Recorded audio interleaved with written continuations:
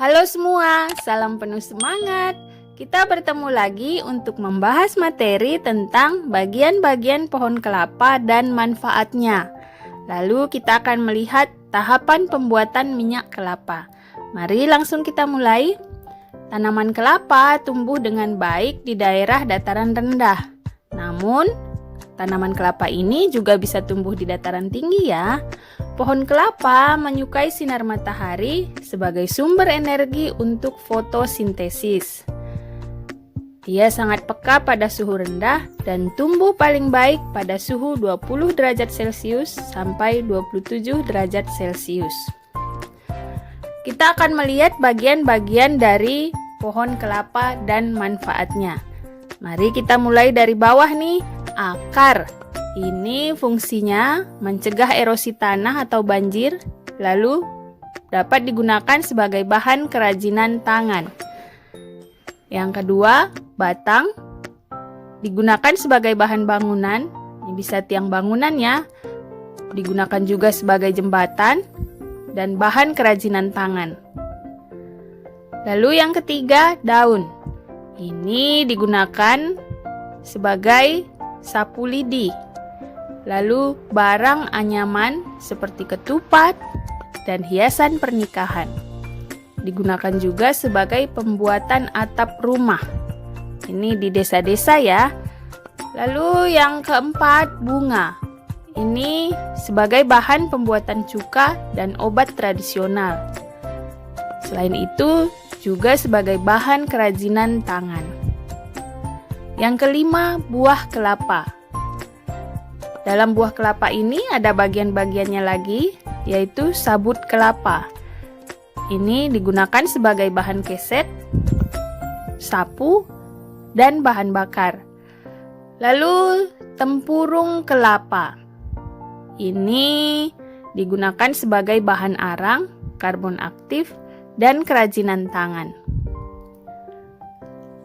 Lalu ada daging buah.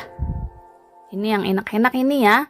Ini diolah menjadi kopra, minyak kelapa, santan, kelapa parut kering. Yang berikutnya air kelapa. Ini bahan minuman. Ini sering kita kenal dengan nama es kelapa ya. Lalu sebagai bahan cuka dan nata de coco. Itu dia bagian-bagian dari pohon kelapa.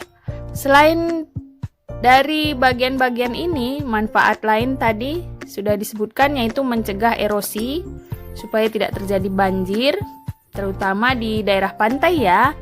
Lalu juga sangat berperan dalam menjaga udara supaya tetap bersih.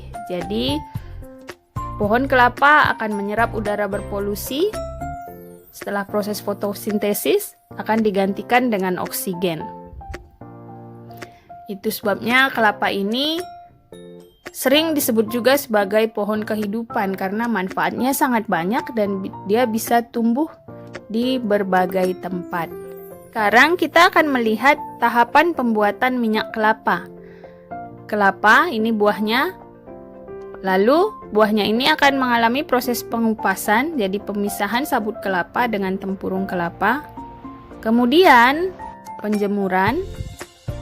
Setelah mencapai tingkat kekeringan tertentu, akan dimasukkan ke mesin pengepresan kelapa. Di sini akan terpisah ampas kelapa dan dihasilkan minyak kelapa yang kemudian akan dikemas dan dipasarkan. Ini tahapan pembuatan minyak kelapa secara modern ya. Kalau secara tradisional ada tahapan tersendiri. Setelah mengetahui bagian-bagian pohon kelapa dan tahapan pembuatan minyak kelapa ini, kita jadi mengerti bahwa banyak sekali jenis pekerjaan yang memanfaatkan tanaman kelapa. Yang pertama itu petani kelapa. Mereka menanam, merawat pohon kelapa. Kemudian buahnya akan dijual.